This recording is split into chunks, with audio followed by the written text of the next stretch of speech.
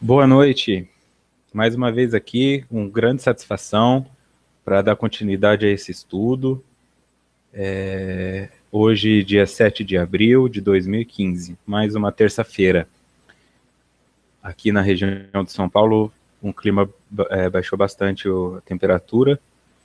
Queria deixar aqui o meu boa noite, né? Já teve gente que está aqui desde tarde, dando um boa tarde, mas o meu boa noite para vocês que estão participando aqui também ao vivo, tá?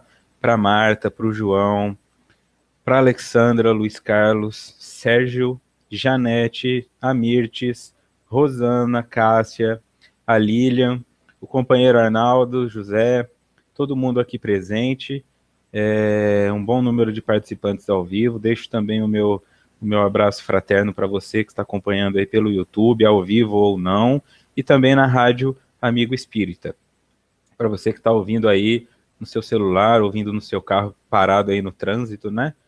Ou nas coisas do seu dia a dia aí também. Gisele também, boa noite a todos. Que possamos ter uma ótima noite de estudo aí, proveitoso. E aquilo que sempre peço em minhas orações para a espiritualidade superior é que nós possamos sair melhores do que entramos. O Gustavo também, bastante gente participando, e vocês que acompanham fora do horário, ou que acompanham em outras plataformas, eu os convido a vir acompanhar ao vivo também, né, participando no chat.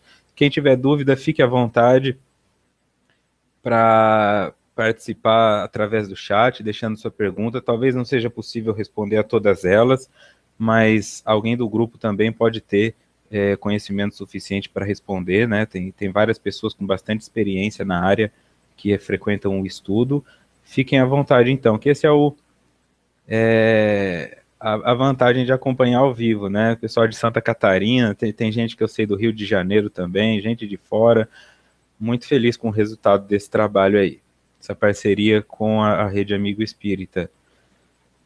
O José dos Santos também está divulgando aqui, né, a playlist dos encontros anteriores. Quem quiser disponibilizar, pegar esse material, na minha página no Facebook também tem o link para download dos encontros anteriores e o link para acesso à playlist no YouTube da Rede Amigo Espírita. Então você pode assistir todos os vídeos anteriores e também pegar o material para estudar aí na sua casa, no seu centro, como você bem entender, tá? Não precisa fazer nada formalizado, fica a seu critério.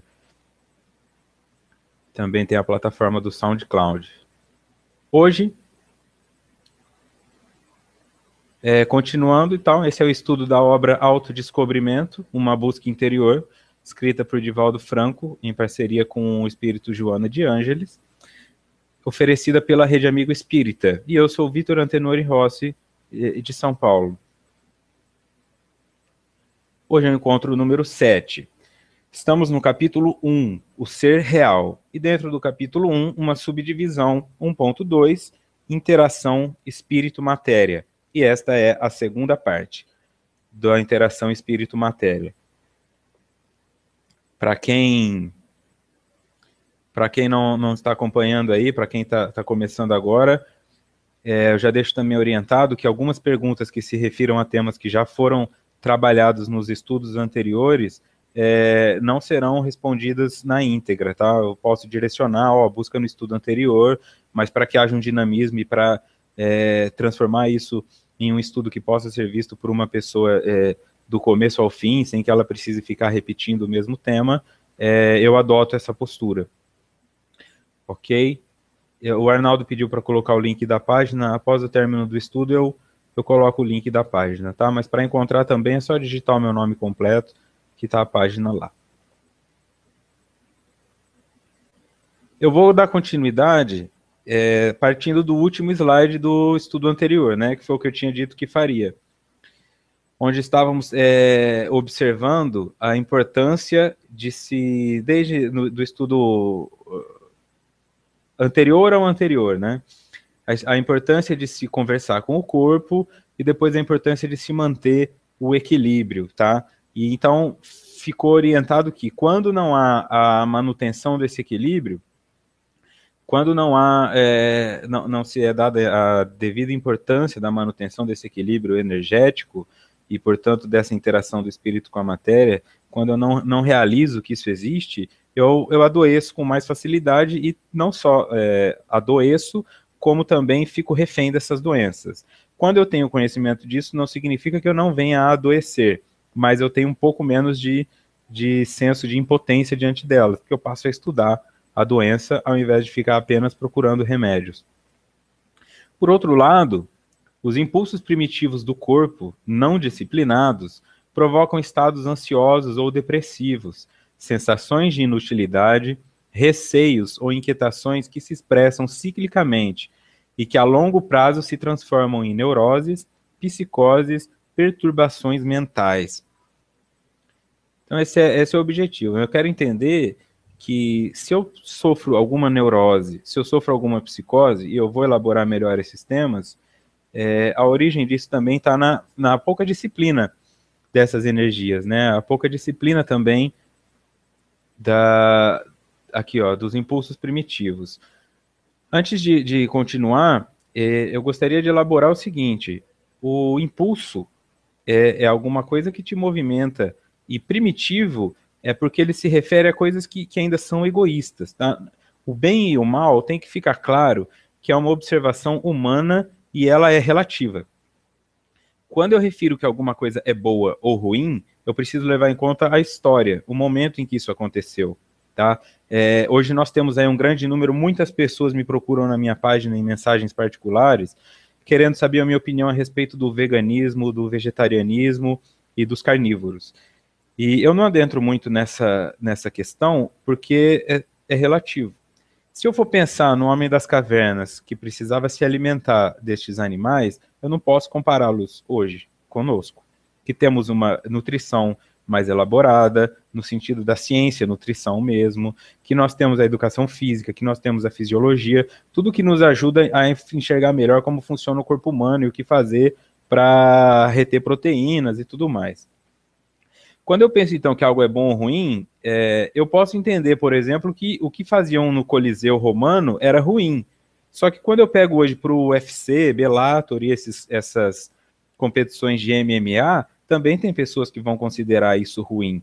Portanto, eu não posso dizer assim que o impulso primitivo é ruim, mas ele é primitivo, tá? Portanto, ele está preso a questões primitivas do ser. Ele não pode ser considerado ruim dentro desse aspecto intelectual, mas ele é ruim para o momento atual em que nós estamos, tá?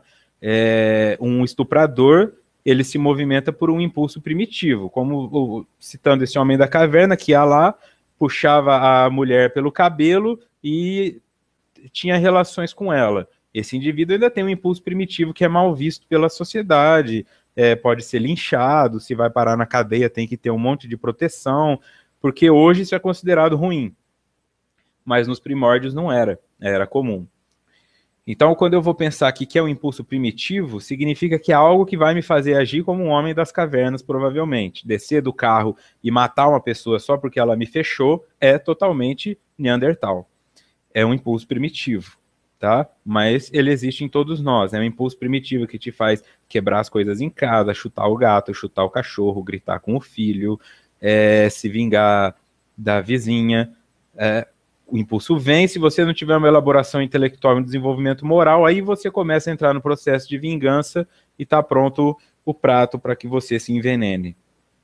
Ok? Então, esses impulsos primitivos têm que ser disciplinados. Porque aí eles se tornam, continuam sendo impulsos, mas em um movimento positivo, tá? Então, assim, uma pessoa com impulso primitivo, bem disciplinado, quando ela é obrigada a reagir de uma forma sem ter tempo de pensar, ela automaticamente age pensando positivamente. Quando você pega a figura de Jesus Cristo, ele era testado e tentado o tempo todo. E a resposta dele estava sempre na ponta da língua, e era sempre uma resposta de esquiva e uma resposta de devolver ao perguntador a dúvida. Então, quer dizer, o impulso, não é que Jesus não tinha impulsos, ele tinha, só que os impulsos dele eram sublimados, e é isso que nós tentamos buscar, ou ao menos deveríamos. Ok, então para que eu entenda melhor isso aqui, eu vou voltar nesse slide, é importante saber o que é neurose. O termo neurose se refere a qualquer desconforto mental que, embora cause tensão, não interfere com o pensamento racional ou com a capacidade funcional da pessoa. Então vamos lá. Neurose, qualquer desconforto mental que, embora cause tensão. Então, eu vou sempre firmar isso aqui. No estudo passado eu coloquei isso aqui. Tensão, duas forças puxando para lados opostos, né? Ou se conflitando, mas de uma forma... o mais importante é que eu tenho aqui na mente, o que vai causar uma tensão são duas forças puxando para lados opostos. A minha moral quer fazer uma coisa e a minha ética não deixa. Apesar delas estarem um tanto entrelaçadas, eu posso sofrer com isso. Meu coração quer fazer uma coisa e o meu intelecto quer fazer outra. Vai gerar uma tensão mental. Por quê? Porque se a minha moral é corrupta e o meu intelecto também, os dois querem fazer a mesma coisa, não há tensão nenhuma, eles vão tranquilo. Se há tensão, é porque aquilo que eu fazia antes já não consigo mais fazer com tanto prazer ou tão solto, né? Já gera um certo julgamento interior, por exemplo. Então, gerou uma tensão que não interfere na capacidade do indivíduo de raciocinar e que também não interfere na capacidade do indivíduo de funcionar, aí eu tenho uma neurose. E a neurose ela é extremamente comum, tá? Vejamos aqui, então. De acordo com a visão psicanalítica, as neuroses são frutos de tentativas ineficazes de lidar com conflitos e traumas inconscientes. Trazer isso aqui um pouco mais para o concreto, quando a pessoa pensa o que é uma neurose. Coisa simples, tá? A pessoa, eu não sou neurótico, eu nunca tive neurose, pode ser que você esteja enganada. Quando você está lá almoçando, aí alguém cita um filme. Ah, lembra aquele filme e tal? E alguém pergunta, mas qual que era mesmo o nome daquele ator? E você não lembra, mas você passa o dia inteiro tentando lembrar. Hoje é mais fácil, porque tem internet. Mas quem viveu mais nos anos 80 e 90 sabe o que eu estou falando. Você tinha que ter um dicionário ali, tinha que ter uma enciclopédia, né, uma Barça, lembram da Barça? Tem gente aqui que não vai nem saber o que é. Você tem ali, então, um conhecimento que tem que ser buscado. Se você não conseguir achar esse conhecimento e fica o dia inteiro pensando qual que era o nome daquele ator mesmo, qual que é aquela música, e isso é uma neurose, porque gera uma tensão. Tua esposa vai falar com você, mas a tua cabeça tá lá assim, qual que era o nome do ator mesmo? Ou quando você, por exemplo, tem a sensação de estar sendo traído, traída, e fica o dia inteiro pensando, onde será que ele está, hein? Será que o sinal está sem celular ou ele não quer me responder? Isso é uma neurose, porque gera uma tensão, né? Você já não consegue ficar relaxado. Deita para dormir em processos de insônia é uma neurose, tá? Porque você não consegue se desligar daquele pensamento, ok? Então a neurose ela está o tempo todo. A visão psicanalítica tem essa orientação de acreditar que foram tentativas de lidar com conflitos e traumas inconscientes. Por isso, assim, essa necessidade sua de lembrar o nome desse ator, se eu for pensar conscientemente, eu quero saber o nome desse ator. Para quê? O que vai mudar na sua vida? O almoço foi meio-dia, você lembra 7 da noite. Ah, lembrei, é Robert Downey Jr. Que diferença fez isso agora? Quando eu trago para o lado inconsciente, é o sentimento de impotência que precisa ser combatido. Como assim eu, Vitor, não vou saber o nome desse ator? Eu preciso, porque eu quero saber tudo. E eu fico buscando. Como assim eu, Vitor, vou ser traído pela minha namorada? Ela não pode me trair, eu tenho que saber tudo. A base de tudo isso, então, está num sentimento maior, que não nos é consciente na maioria das vezes, e gera neurose. O problema é não pagar a conta, ou é o sentimento de impotência, ou é a sensação de ser cobrado, ou é a vergonha perante a família. Porque se eu atrasar um dia a minha conta, talvez eu pague ali alguns centavos de juro, mas se eu trazer o aluguel um dia, eu não vou ser expulso da casa. Tem todo um processo por trás disso. Mas nós trazemos um medo muito grande da rejeição no inconsciente e uma busca por aprovação, né? Que quando isso não é alcançado, nós caímos nesses processos neuróticos de ficar buscando. Quando a pessoa fala assim, ele está procurando pelo em ovo, isso é neurose. Chifre em cabeça de cavalo, isso é neurose, ok? Ainda em um nível que seja racional e funcional. Já tem gente aqui falando que sabe da Barça, ó, também, também tô dentro desse grupo aí. Quem não sabe, pesquisa no Google, a nova Barça. O que distingue a neurose da normalidade, e aqui eu grifei normalidade, porque o normal também é relativo, são a intensidade do comportamento e a incapacidade do doente de resolver os conflitos internos e externos de maneira satisfatória. Aqui o Arnaldo pergunta, seria a tentativa do falso controle da situação? Sim. Sim, porque quando o indivíduo busca lidar com a impotência, o que ele quer não é necessariamente a satisfação. Os complexos que têm uma origem ali na infância, na necessidade de ser perfeito, quando os pais querem que sejamos perfeitos, e toda essa origem psicológica nos faz buscar a onipotência.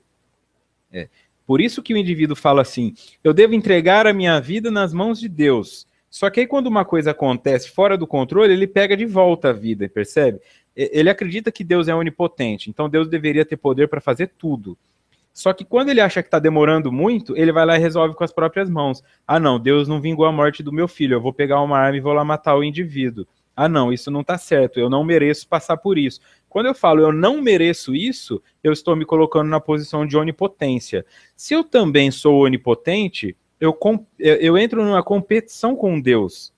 Para que seja Deus, pensando no conceito cartesiano de Deus, deve ser aquilo que ultrapassa a nossa compreensão. Aquilo que não compreendemos, aquilo que não é possível explicar pela nossa ciência, denominamos Deus.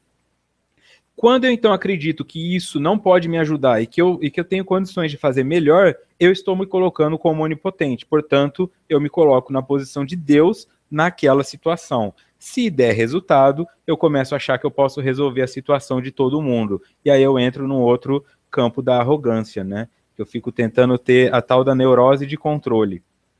A neurose de controle é quando eu não consigo me desligar das coisas porque eu quero ter o controle de todas elas. Eu quero saber aonde meu filho está, com quem, as coisas do meu marido, e tem pessoas que levam isso a um grau tão alto que tudo que você perguntar, ela sabe. O marido fala para a esposa, amor, você sabe onde está a chave do carro? Está em tal lugar. Você sabe onde está minha meia? Está em tal lugar. Ele não sabe de nada, ela sabe de tudo. E por que ela precisa saber onde está a meia desse indivíduo? Porque você já começa a notar um indivíduo que tem necessidade de ter o controle de todas as coisas. E se ela não sabe onde está, ela vai procurar. Muitas mães fazem isso, estragando os filhos, né? Não deixa o filho fazer nada, a mãe resolve tudo para ele. Mas isso é uma neurose dela, ela tem uma doença. Então, o que distingue a neurose da normalidade, portanto, o indivíduo neurótico de um que não é, são a intensidade do comportamento, quanto você faz isso, quanto você necessita ter o controle das coisas ou quanto você pensa sobre determinadas coisas, e a incapacidade que você tem de resolver os conflitos internos e externos de maneira satisfatória. Então é a pessoa de 40 anos que ainda fica triste. Ah, meu pai não me ama, ele prefere o meu irmão a mim. Pô, você já tem 40 anos. Então isso significa que você não está conseguindo resolver de forma satisfatória o teu conflito. Teu pai vai desencarnar e você ainda vai ficar indo lá no túmulo dele no dia 2 de novembro, ficar pedindo aprovação. Isso é um sinal de neurose, extremamente comum. Não estou falando do indivíduo que vai visitar para prestar homenagem. Eu estou falando daquele indivíduo que não consegue resolver os conflitos.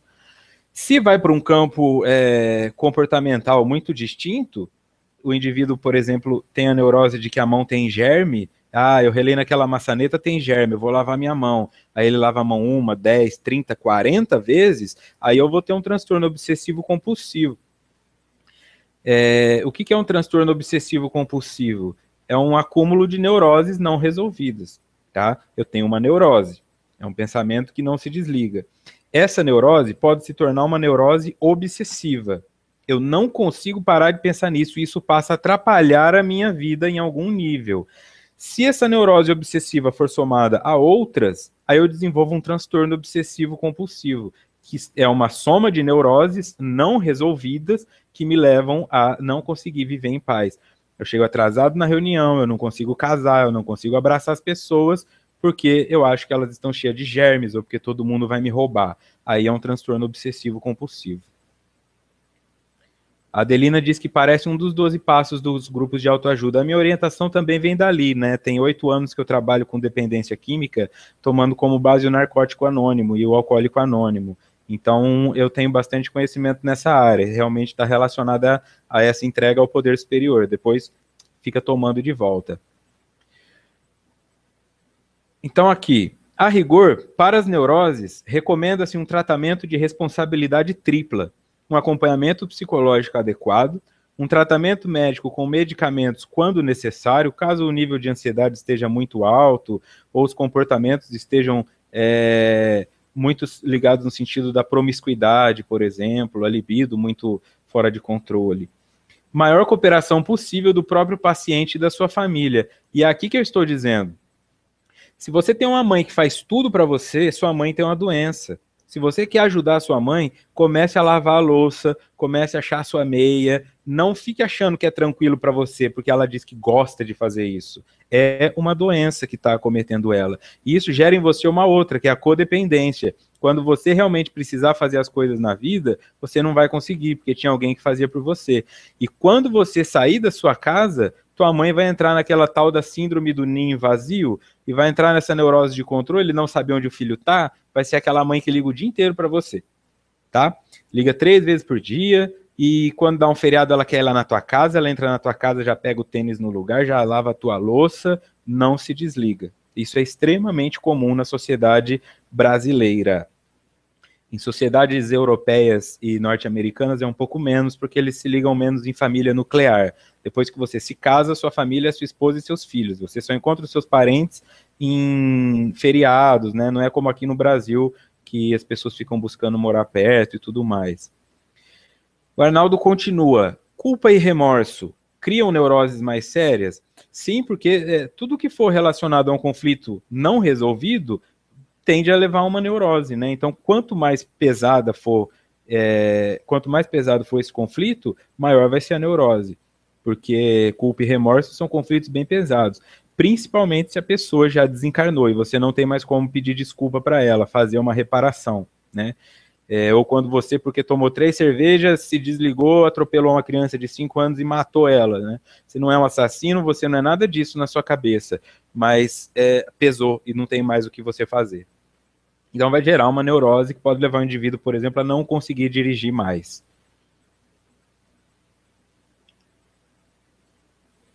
E ainda naquele slide, então, a continuação era assim, ó, isso foi a explicação do que é a neurose.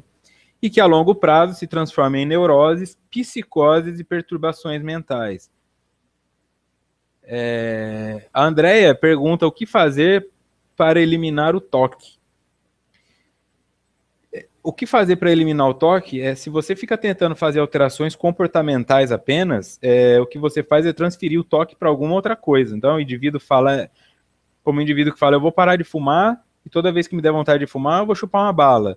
Depois de um tempo, esse cara vai estar com diabetes, de tanta bala que ele chupou. É importante que haja sempre uma elaboração psicológica. Se eu tenho um toque, eu preciso rastrear quais são as neuroses que compõem esse toque, porque aí fica aquele mesmo processo que eu expliquei do complexo, né? Várias neuroses criam um complexo que se desenvolve como um transtorno obsessivo compulsivo, que parece uma coisa só, mas não é.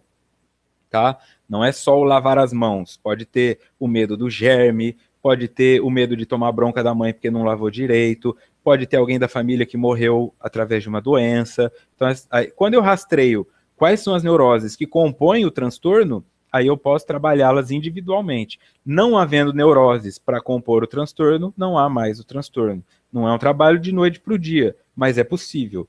E a tendência do indivíduo que tem toque é cada vez assimilar a neuroses novas, e assim ele não consegue mais fazer nada. Quem quiser entender melhor sobre o funcionamento do toque, tem um filme do Jack Nicholson que se chama Melhor Impossível. Acredito que é esse o nome, se alguém puder me refrescar aí. Melhor Impossível, é o Jack Nicholson e a Ellen Hunt, que fazem um par romântico ali. E ele tem toque em um nível altíssimo, né? E ali você começa a entender que além do toque ele também tem outras coisas, né? Ele tem homofobia, ele é machista. Por quê? Porque são todas neuroses, né? É um conflito interno mal resolvido que me faz projetar no outro. Então, já que ela refere, Joana refere, que a longo prazo esses impulsos não disciplinados levam a neuroses e psicoses, então é importante também saber o que é psicose. O termo psicose refere-se a um estado psíquico no qual se verifica certa perda de contato com a realidade. Aí nós estamos entrando, então, que a neurose não impede o indivíduo de funcionar, tá? E não impede o indivíduo de raciocinar. Quando isso ultrapassa esse limite e passa a se referir a um indivíduo que perde o contato com a realidade, aí nós temos psicose. Entre os sintomas psicóticos estão fala e pensamentos desorganizados, crenças falsas que não são baseadas na realidade, delírios, principalmente medo ou suspeita infundados, escutar, ver ou sentir coisas inexistentes, alucinações e pensamentos que saltam de um tópico para outro tópico não relacionado. Diferenciar primeiro aqui o delírio e a alucinação, porque tem algumas pessoas que não veem diferença em uma coisa e em outra.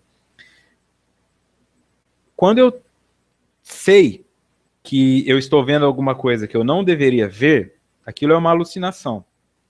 Quando eu estou vendo uma coisa e eu tenho certeza que ela existe, isso é um delírio, tá? Então, o delírio de paranoia, por exemplo, eu sei que alguém está me seguindo, eu vou sair da minha casa, eu vou sair correndo na rua e eu tenho certeza que eu estou sendo seguido, tá? Ou então pessoas que estão delirantes, quem tem alcoolistas na família sabe que quando eles tentam parar de beber, eles entram no tal do delirium tremens, que é um delírio causado pela abstinência do álcool. O indivíduo começa a ver coisas, confunde pessoas. Quando ele compra aquela realidade, é um delírio. Quando ele não compra aquela realidade, mas se incomoda com ela, é uma alucinação. Então o indivíduo chega para você e fala, ó, eu estou vendo... O indivíduo chega no psiquiatra e fala, eu estou ouvindo vozes. E eu gostaria que esses sintomas parassem. Isso é uma alucinação. Agora, quando o indivíduo alega estar ouvindo vozes e não acredita que você não esteja, aí ele está delirando, tá? Então, o delírio e a alucinação, aqui é importante ter em mente que estes sintomas psicóticos, aqui já o pessoal já confirmou para mim que é Melhor é Impossível o nome do filme mesmo, a Gláucia e a Miriam. Obrigado. Quando eu penso aqui, ó, falas e pensamentos desorganizados, crenças falsas que não são baseadas na realidade, principalmente medo ou suspeita infundados, escutar, ver ou sentir coisas inexistentes e pensamentos que saltam de tópico para o outro, eu entro em contato muito com a mediunidade. E eu já trabalhei em CAPS, eu já tive contato com um hospital psiquiátrico, eu sei do que eu estou falando, eu não li em livro, eu vi. Grande parte dos pacientes que eu tinha que atender referiam sintomas mediúnicos. Então, é aí que entra o grande conflito da ciência de aceitar a mediunidade, porque a própria psiquiatria trata muitos dos sintomas ditos mediúnicos como psicóticos. Eu estou vendo coisas. O indivíduo que fala assim, eu tenho clarividência. No meio espírita tem um monte de gente que tem inveja, né? Eu sei disso, porque as pessoas falam. Ai, como eu queria ver espíritos. Mas nunca assim, te cutucando na hora que você está dormindo, né? Ou a hora que você abre o olho no meio da noite para ir buscar água. Nessa hora você não quer ver, né? Você quer ver... Esse indivíduo quer ver Joana de Ângeles, esse indivíduo quer ver Allan Kardec, mas os militantes ali das guerras antigas, esses ele não quer ver. Então, o que eu tenho que ter muito sentido nisso aí? Eu tenho que tomar muito cuidado, porque os sintomas considerados psicóticos, se você for numa reunião mediúnica, uma fechada, com o olhar psiquiátrico, você vai acreditar que precisa internar muita gente ali dentro. Essa é uma das grandes barreiras para o espiritismo hoje. A confusão entre sintoma psicótico e sintoma mediúnico, tá? Mas, de forma geral, qual que é a importância disso aqui, ó? Voltar para o texto. Por outro lado, esse é o primeiro slide aí, nós estamos nele ainda, né? A ver como rende Joana de Ângeles. Por outro lado, os impulsos primitivos do corpo, não disciplinados, provocam estados ansiosos ou depressivos, sensação de inutilidade, receios ou inquietações que se expressam ciclicamente e que a longo prazo se transformam em neuroses, psicoses e perturbações mentais. Portanto, se você encontrar indivíduos num hospital psiquiátrico, se você encontrar indivíduos em grupos de ajuda, mulheres que amam demais anônimo, narcótico anônimo, alcoólico anônimo ou qualquer coisa anônimo, neuróticos anônimos, nós estamos lidando com neuroses e psicoses. Tá? O indivíduo que vende o próprio carro para comprar 5 pedras de crack, esse indivíduo tem um comportamento que não se pega à realidade, portanto, é psicótico. Ok? O indivíduo que arrebenta o celular e bate na namorada por causa de uma mensagem que ele confundiu, é um indivíduo psicótico. Ele pode não ser esquizofrênico, mas ele teve um comportamento psicótico. E a psicose não está longe de nós. Ah, eu não tenho. Cuidado. Porque a psicose, então, ela se refere muito a uma neurose não trabalhada que pode levar o indivíduo a um campo psicótico. Pronto. Né? Isso pode acontecer com qualquer um. Que não se tome cuidado. O Arnaldo indicou aqui um livro. É livro, Arnaldo? O nome também ficou incompleto aqui. Se você puder colocar só o nome do livro e do autor, eu agradeço. A respeito de psicologia espírita. A harmonia entre o espírito e a matéria deve viger a favor do equilíbrio do ser que desperta, para as atribuições e finalidades elevadas da vida, dando rumo correto e edificante à sua reencarnação. Harmonia, tá? Tem que soar bonito, tem que ter conexão, não adianta você ser um ótimo... Não adianta você ser um ótimo palestrante, todo mundo quer te abraçar, todo mundo quer tirar foto com você, e em casa você nem olha para tua esposa, e em casa você maltrata seu filho. Não adianta ser um político que beija várias crianças na bochecha em época de eleição, mas não abraça o próprio filho em casa. Começa a refletir que a harmonia é aquilo que funciona do começo ao fim. Se eu pego uma orquestra que tem um ótimo saxofonista, mas o flautista é horrível, o trabalho todo fica feio. Então é a mesma coisa. É melhor que você seja um pouco menos naquilo que você se destaca para que as outras coisas possam aparecer, porque não adianta nada. Conseguir chegar no topo com um podre escondido ali embaixo do tapete. Tem que haver harmonia. Psicologia Espírita 1 e 2, Jorge Andréa, é a indicação do Arnaldo para quem quiser se aprofundar no tema e desmistificar aí o que é a psicose e a mediunidade. Então essa harmonia entre o espírito e a matéria, visto que o espírito influencia a matéria, deve viger a favor do equilíbrio do ser que desperta para as atribuições e finalidades elevadas da vida, dando rumo correto e edificante à sua reencarnação. Portanto, não é para você ter o teu corpo funcionando bem, o seu espírito bem equilibrado para fazer o mal, para se degradar depois. Né? O indivíduo, eu conheço pessoas que trabalham por métodos de compensação, né? Tem o Naranon também, a Adelina falou do Naranon, bem lembrado. As pessoas falam assim, eu vou para a academia para poder comer chocolate. É um direito dela, né? Porque assim, eu vou comer chocolate, só que eu vou engordar e vou piorar minha qualidade de vida. Então o indivíduo vai para a academia para conseguir comer sem culpa. Até aí tudo bem. Só que existem pessoas que fazem isso em níveis maiores, né? Começam eu vou tirar dos ricos e dar para os pobres. Um modelo Robin Hood, por exemplo. Aí não adianta, porque você vai adoecer, vai gerar você uma nova neurose.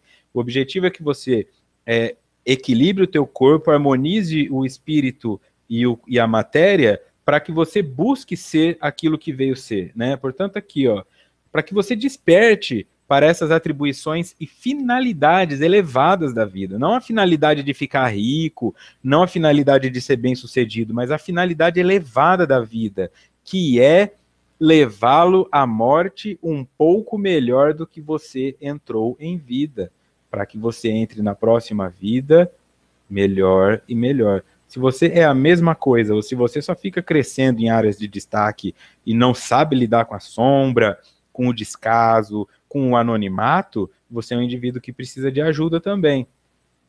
Porque está, em alguma forma, mantendo um comportamento neurótico.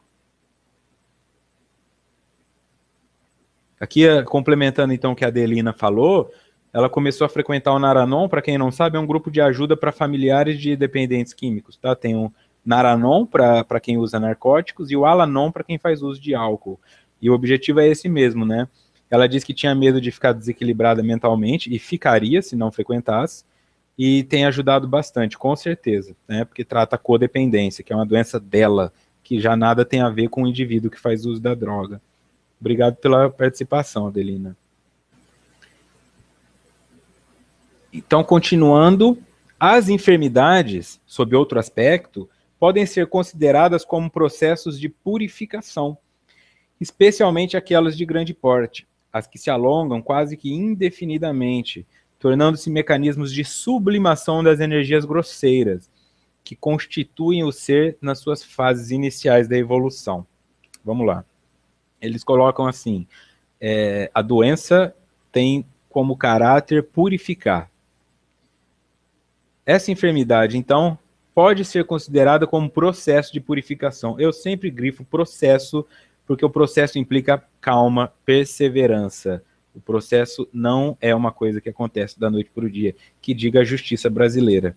Mas, de forma geral, também o processo psicológico, o processo analítico, o processo de recuperação do seu corpo físico após uma lesão, nada disso é assim, da noite para o dia. Tem um processo. E o processo, ele tem essa nomenclatura porque ele passa por etapas, tá? Eu não posso ficar pulando etapas. Não adianta ir lá treinar bíceps o dia inteiro na academia e não dar descanso para o teu corpo físico. Ir lá amanhã de novo, de novo, de novo. A única coisa que você vai conseguir é uma lesão. Tem que ter facilidade de enxergar o que é um processo. Então a doença, a enfermidade, ela viria como um processo de purificação, ou seja, tornar puro, porque é impuro. Ah, mas eu não sou impuro, eu sou um ser perfeito. Essa é só a sua opinião. Pode ser que seja, mas eu desconfio grandemente. Eu acredito que você está mais num processo de auto-engano. Por que eu estou dizendo isso? Né? Não é uma maneira de ofender, mas é uma forma de tirar da ilusão. Desiludir é uma bênção. Porque dói, mas significa que você não está mais iludido. Se eu tenho que enxergar que eu preciso me purificar, o primeiro passo é enxergar que eu sou impuro. E aí é onde dói, né? Como assim eu sou impuro? Pergunta que todo indivíduo responde para um entrevistador. Qual é o seu maior defeito? Eu sou perfeccionista, eu não gosto das coisas erradas. Mentira. Por que se você fosse perfeccionista e não gostasse das coisas erradas, você não falaria isso? Porque você não veria imperfeição em você. Mas essa dificuldade que o indivíduo tem de acessar a própria sombra e falar, eu tenho uma falha, eu sou ciumento, ou então eu sou vaidosa, eu sou arrogante, eu sou melindrada, é difícil, mas se não começar por aí, não vai chegar em lugar nenhum. Então, não adianta nada você aprender com a sua dor se você não entender que ela vem para te purificar. E não adianta nada se você não enxergar impurezas em si mesma. Ou em si mesmo. Especialmente aquelas de grande porte. Aqui nós estamos falando daquelas doenças que aqui, ó, se alongam indefinidamente. Aqui nós temos um câncer, nós temos depressões, nós temos diabetes, nós temos artrites, nós temos várias doenças que levam o indivíduo assim, a passar a vida convivendo com elas, né? Hipertensão, tornando-se mecanismos de sublimação das energias grosseiras, que constituem o ser nas suas fases iniciais de evolução. Portanto, você tem tudo o que você tinha lá de trás. Aos poucos, isso vai se transformando. E à medida que isso se transforma, isso é sublimado. E aí eu achei por bem trabalhar a sublimação. O conceito químico de sublimação é a mudança do estado sólido para o estado gasoso, sem passar pelo estado líquido. Paremos por aqui. Mudança do estado sólido para o gasoso. Em uma analogia didática e até infantil, nós sabemos que somos matéria e queremos virar espírito. Nós temos associado que gás é aquilo que nós não podemos ver, que é uma energia, é uma força invisível. Então, sublimar o espírito também significa ser menos material, quimicamente falando, tá? O espírito superior, ele não é material. Então, eu também vou deixar o estado material para o estado gasoso, ou seja, etéreo. Agora, na questão psicológica, Sublimação é um dos mecanismos de defesa propostos pela psicanálise freudiana. A sublimação consiste na busca de modos socialmente aceitáveis de satisfazer ao menos parcialmente as pulsões do id. Caracteriza-se por apresentar uma inibição do objeto e uma dessexualização do mesmo. Então, de novo, busca de modos socialmente aceitos de satisfazer ao menos parcialmente as pulsões do id. Sublimação na ótica psicanalítica, que é mecanismo de defesa, nós temos mecanismos de defesa, a negação, a racionalização, a formação reativa, e a sublimação é um deles, tá? Tem outros também, mas eu vou entrar hoje na sublimação. Deu para perceber que o estudo hoje ele parece muito mais uma aula de psicologia, mas tem que passar por isso, porque o estudo todo da série psicológica é baseada nisso, e sem os conceitos básicos fica uma leitura difícil. O mecanismo de sublimação que necessita satisfazer, aliviar essas tensões do id, que de uma forma não sexual. O id seria a instância psicológica que quer evitar tensões. Você tem uma tensão, o id quer resolver sua tensão, tá? Tem o id, depois tem o ego e tem o superego. O id quer resolver as tensões sem se preocupar com o outro. O superego provoca tensões porque se preocupa demais com o outro, e o ego fica no meio dessa briga tentando equilibrar os dois, tá?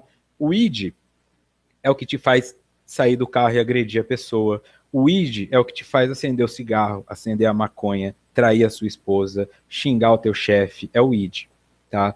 O id define o indivíduo, porque isso é o que você é se ninguém estiver olhando, né? Tanto que palavras como identidade começa com id, idiosincrasia começa com id, e aquele indivíduo que age sem pensar, não racionaliza e faz só o que lhe vem na cabeça, é chamado de idiota, porque ele age só pelo id.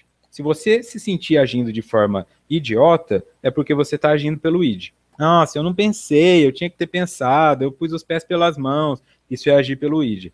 Porque o id, ele quer que a atenção alivie. Ah, aquela pessoa pegou o brinquedo que é meu. Ao invés de trabalhar, ou então aquela pessoa tem um tênis melhor do que o meu, eu quero aquele tênis.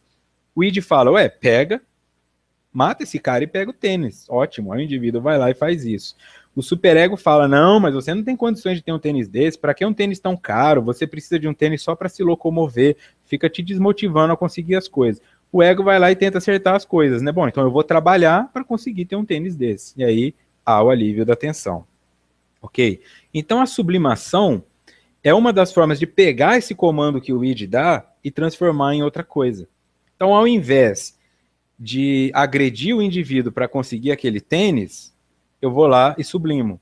Eu vou para minha casa, pinto um quadro, escrevo uma página do meu livro, brinco com os legos, com o meu filho, construo um castelo, tá? Então o indivíduo sublima. Por isso, quando você estuda os indivíduos que foram geniais, de alguma forma, eles tinham muito problema na ordem sexual, né? Ou eles eram promíscuos, ou eram muito rejeitados. Eles normalmente não eram casados, assim, né? Eles não tinham uma rotina sexual com uma pessoa só. Eles tinham vários parceiros, principalmente os que se desenvolveram nas artes, né? Na música, na pintura. Eles eram, na maioria, indivíduos muito complicados nesse sentido. E... Ok, até que eu estou dando uma lida no chat aqui. Tá? Então, quando eu paro para pensar no que é a sublimação, é isso aqui, ó. Eu vou buscar modos socialmente aceitáveis de satisfazer ao menos parcialmente as pulsões do id, porque elas são inaceitáveis socialmente. Eu vou ter que matar, roubar, bater, passar para trás. Caracteriza-se por apresentar uma inibição do objeto e uma dessexualização do mesmo. Então, aquilo que eu queria muito, eu vou lá e paro de fazer. Uma coisa que pode ajudar, por exemplo, a entender a sublimação é um indivíduo que traz dentro de si muita agressividade. E aí ele sublima isso se transformando em um cirurgião. É um indivíduo que traz dentro de si muita necessidade de depender de adrenalina. Aí ele sublima isso saltando de paraquedas, se tornando lutador de artes marciais. Sublimação. Tá? Eu pego um conceito que era grosseiro, transformo aquilo em algo socialmente aceito. Tá? Então eu canalizo a minha energia em um processo que me ajuda. Quem trabalha com criação, e criatividade sabe que funciona melhor quando está triste. O indivíduo que está feliz cria pouco, né? Se tem alguém que escreve aí, se tem alguém que pinta, sabe que quando está tudo bem, você está bem com seus filhos, vocês estão viajando, você não tem muita inspiração para criar coisas. Mas quando você briga ali com seu marido, ou você está muito tempo sem ter relações físicas com outras pessoas, eu não falo necessariamente só do sexo, mas de abraçar, de estar perto, o indivíduo tende a criar um pouco melhor, né? E aí entra um processo perigoso, porque eu crio melhor quando eu estou triste. Aí a minha criação me faz ser aceito socialmente. Nossa, Vitor, que belo quadro você pintou, que belo livro você escreveu. E aí, quando eu fico feliz com isso, eu fico impotente, porque aí eu não crio mais. O indivíduo começa, então, a buscar os estados depressivos inconscientemente, porque ele tem um ganho secundário com isso. Quando ele está triste, ele cria mais, e é mais aceito socialmente. A Adelina pergunta se sublimação é uma forma de manipular o id. Se eu for pensar em manipulação, em pôr as mãos, é uma forma, na verdade, de estudar o que o id quer e tentar satisfazê-lo. O id é uma criança que quer tudo, no jeito dela e na hora que ela quer. É uma criança mimada. Ele vai fazer escândalo no supermercado, o teu id vai ficar ali na sua cabeça. Ah, você vai levar isso para casa? Você vai deixar ela te desaforar? É o id que fica querendo resolver as coisas desse jeito.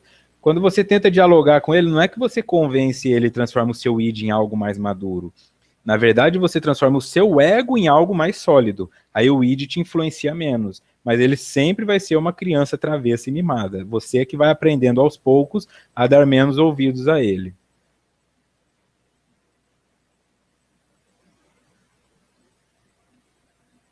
É imprescindível um constante renascer do indivíduo pelo renovar da sua consciência, aprofundando-se no autodescobrimento, a fim de mais seguramente identificar-se com a realidade e absorvê-la. Imprescindível, tá? Voltando um pouquinho aqui, então. A Mirtes pergunta, sublimação seria, então, a fórmula para eu conduzir melhor a minha evolução? A sublimação proposta pela Joana de Ângeles e pelo Divaldo é uma sublimação de purificar, né, de tornar sublime. O que eu coloquei são referências à parte tanto química quanto psicológica. Sublimação, por melhor que possa parecer, é um mecanismo de defesa, tá? E se é um mecanismo de defesa, ela está te defendendo de algo. O mais importante é que não haja esse sentimento de ser atacada. Quando isso acontecer, você está em uma sublimação em nível espiritual, não apenas em um mecanismo de defesa psicológico, tá? É claro que quanto mais eu conseguir produzir com a minha sublimação, mais oportunidades eu vou ter de trabalhar outras áreas da minha vida. Agora, se eu fico só pintando quadro, pintando quadro, pintando quadro, e não faço nada disso, e aí a hora que eu fico rico, eu abuso de droga, de prostituição e começo a pisar nas pessoas que estavam abaixo de mim, então a sublimação não teve potência nenhuma de me sublimar como espírito. Ela funcionou só como um mecanismo de defesa.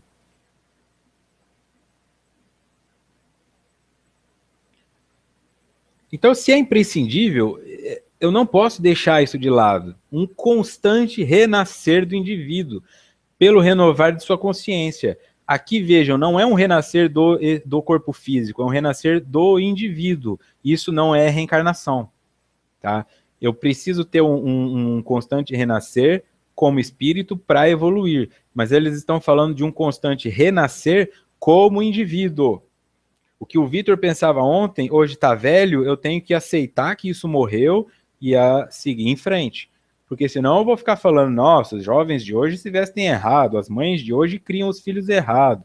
E na verdade quem está errado sou eu, porque as coisas vão mudando, né? Eu tenho que deixar morrer o velho Vitor e permitir que o novo Vitor nasça.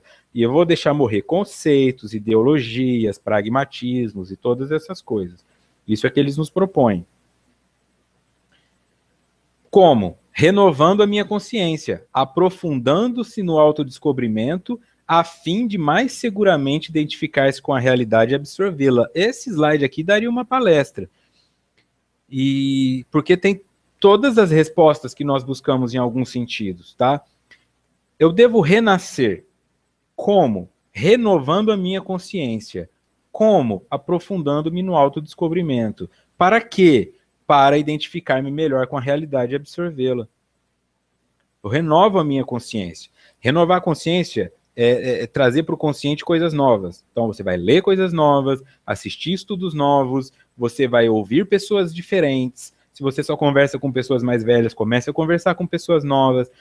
Para de ficar assistindo o mesmo jornal todos os dias, vai assistir coisas diferentes. Renove a sua consciência. Aquilo que você sabe das coisas tem que ser renovado. Isso vai te permitir aprofundar no autodescobrimento. Nossa, na hora que você for começar a mexer na sua consciência para renová-la, você vai descobrir que tem traços de homofobia, de racismo, de preconceito, de feminismo ou machismo. Tá aí dentro. Em algum lugar existe alguma coisa, o indivíduo fala, eu luto pelo direito dos negros, mas a hora que a filha chega namorando ele dá aquela vacilada. Então, não é bem assim. Ou se for uma família de negros e a menina traz um cara branco. Tem que tomar cuidado, ele ficar pregando para lá e para cá que os outros que são problemáticos e eu esquecer da minha hipocrisia. Para isso eu preciso me autodescobrir. Com isso, eu vou identificar-me com a realidade e absorvê-la. O que desse mundo louco, novo, que antigamente era melhor, eu posso absorver para seguir em frente? Essa frase aí de, no meu tempo, seu tempo é hoje, meu amigo. Não tem dessa de no meu tempo. Você está morto, você está vivo e o teu espírito não morre, então o teu tempo é todo dia. Mas essa molecada que usa droga é do seu tempo, tá? Não dá mais para fugir desse processo. Então, e o que disso aqui você pode absorver? Você consegue fazer alguma coisa? Pode trabalhar voluntariamente numa ONG? Está ajudando seus filhos que ainda são crianças a não ir por esse caminho? O que você está fazendo com a realidade? Não adianta ficar falando, no meu tempo as coisas se resolviam na cinta e as crianças eram bem melhores. Para com isso. Na minha infância, todos os meus amigos apanhavam dos pais e quase todos eles usaram drogas do mesmo jeito. Então, vamos começar a pensar nessa hipocrisia. O nosso tempo é hoje, é toda hora, é cada minuto. Esse autodescobrimento faculta uma tranquila avaliação do que ele é, ou seja, do que você é, do que eu sou, e de como estamos, oferecendo os meios para tornarmos melhor, alcançando assim o destino que nos aguarda. Mas que destino é esse? Estas serão as cenas do próximo capítulo, né? Do estudo seguinte. André diz que travou e não quer voltar. Aperta F5, André, tá? Teu navegador aí precisa atualizar. Então o indivíduo vai pensar assim, que eu preciso me autodescobrir, porque aí eu posso saber quem eu sou e como estou. E aí eu ofereço meios para me tornar melhor, alcançando assim o destino que o aguarda. Destino não confunda com fatalidade. Destino é onde eu vou chegar, né? Você vai na rodoviária, qual destino você quer? Eu quero Bauru, esse é o seu destino. O que você vai fazer lá é outros 500. O teu destino é ser um espírito superior, para depois sentar, morrer e não fazer mais nada? Não, é só o destino. O que você vai fazer quando chegar lá? Outros 500, tá? Então eu começo a entender esse processo que eu preciso me descobrir, saber quem eu sou, onde eu estou, o que eu posso absorver da realidade que eu estou inserido para que isso me ajude a evoluir. Tá? Não dá para fazer isso. O outro não pode fazer isso por você, você não pode fazer isso pelo outro. Procrastinar não vai ajudar em nada. É um trabalho pesado que começa agora. Tá? A partir do momento em que você ficar insatisfeito com a sua vida, você tem que começar a fazer algo para que ela se sinta bem de novo. Para que você se sinta bem de novo com ela. Então aqui, para entender essa questão do destino, né, que como o Hangout ele deixa um pouco ruim quando as letras são pequenas, mas no estudo que no material tá certinho, tá? O material tá bonito. Nota do expositor. No Livro dos Espíritos, capítulo 1, item 7, da progressão dos espíritos, a pergunta 116 diz o seguinte: há espíritos que ficarão perpetuamente nas classes inferiores? A resposta: não. Todos se tornarão perfeitos. Eles mudam, embora devagar, porque, como já dissemos uma vez, Um pai justo e misericordioso não pode banir eternamente os seus filhos. Querias que Deus, tão grande, tão justo e tão bom, fosse pior que vós mesmos? Para variar, Allan Kardec tomando uma pancada dolorosa, porque é essa pergunta que nós faríamos, né? Eu vi algumas pessoas falarem, o Allan Kardec era teimoso, o Allan Kardec fazia as perguntas que ele imaginava que alguém faria. A maioria dos indivíduos, quando lê o Livro dos Espíritos, do começo ao fim, quando lê uma resposta, automaticamente vem uma pergunta na cabeça. E essa pergunta é sempre a próxima. Isso é incrível. Faz o teste, lê as 50 primeiras perguntas do Livro dos Espíritos e você vai ver como o teu pensamento se conecta com Kardec. A diferença é que ele não estava ali para aparecer, ele estava ali justamente para se expor. E os espíritos devolviam a ele de acordo com o grau de arrogância da pergunta, porque cabia um inconsciente de que havia uma comparação com Deus. Então, queria que Deus tão grande, justo e bom fosse pior que vós mesmos? Não, Deus é bom, portanto, todos os filhos chegarão à perfeição, que é o que um pai verdadeiro quer para os seus filhos.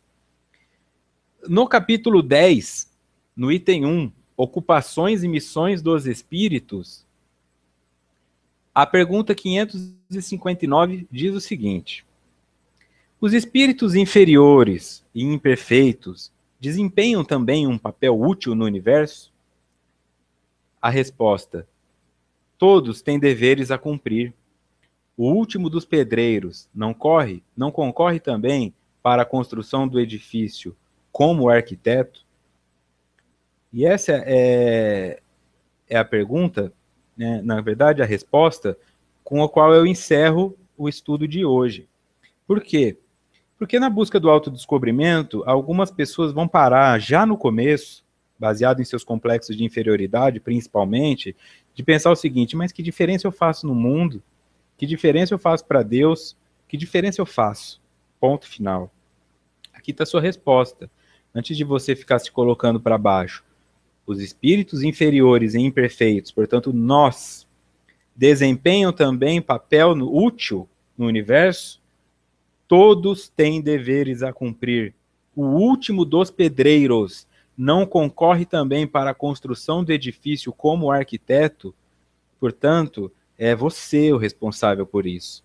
Mas e aquele indivíduo que está lá, o jogador de futebol que ganha 10 milhões? Ele ganha 10 milhões porque você liga a sua televisão para assistir, porque você vai de carro até o estádio para pagar o ingresso, você colabora com o andamento do universo, não importa quem você seja, não importa qual seja a sua profissão ou qual o sentimento de menos-valia que você traga, você vale sim, tanto quanto qualquer outra pessoa para o andamento do universo. E essa não é uma frase motivacional para fazer o teu coração reverberar de aceitação. Essa é uma frase de responsabilidade. Porque se você estiver fazendo o seu papel que te parece desnecessário de qualquer jeito, você está colocando a sociedade toda em risco de ruína. Porque esse último pedreiro citado no Livro dos Espíritos, se estivesse procrastinando ou fazendo de qualquer jeito, colocaria abaixo o trabalho do engenheiro, do arquiteto e de todos aqueles que o fizeram. Nós precisamos de todas as pessoas, inclusive aquelas que sentem que não fazem diferença alguma no universo. Você faz. E eu te convoco a começar a fazer essa diferença de forma mais responsável, mais madura e séria, porque o seu patrão, a sua orientação não dorme, seu patrão não descansa, e a responsabilidade kármica que você traz por tudo que você faz também não, e não vai ser amenizada e não vai ser extinta por conta de um joelho no chão. É necessário que nós nos atentemos para a responsabilidade que temos no universo. E para que eu consiga, então, caminhar nesse processo, o primeiro passo chama-se autodescobrimento. E esse livro é um código de como fazer esse processo. Eu agradeço mais uma vez a oportunidade dada, o espaço aberto pela Rede Amigo Espírita.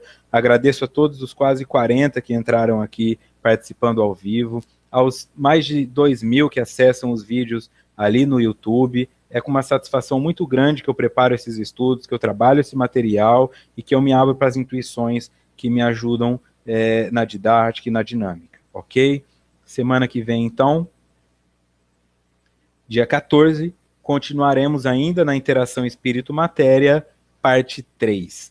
Apenas como adendo, eu gostaria de pedir o espaço para convidá-los, porque no dia 11 estreia o primeiro vídeo do canal Mood, tá? O canal Mood é uma criação minha e do Paulo de 2008, e eu vou começar a trabalhar com temas voltados para a evolução psicológica, né? Como lidar com o ciúme, como lidar com a raiva, como lidar com a impotência diante das coisas, sempre numa orientação psicológica com vídeos curtos, tá? Para que você possa assistir a qualquer momento. Então fica aí o convite, que no dia 11 estreia o primeiro vídeo do grupo Mood, do canal Mood, ok? Muito obrigado, que possamos ter uma ótima semana aí. Terça que vem estaremos de volta. Que Deus esteja conosco.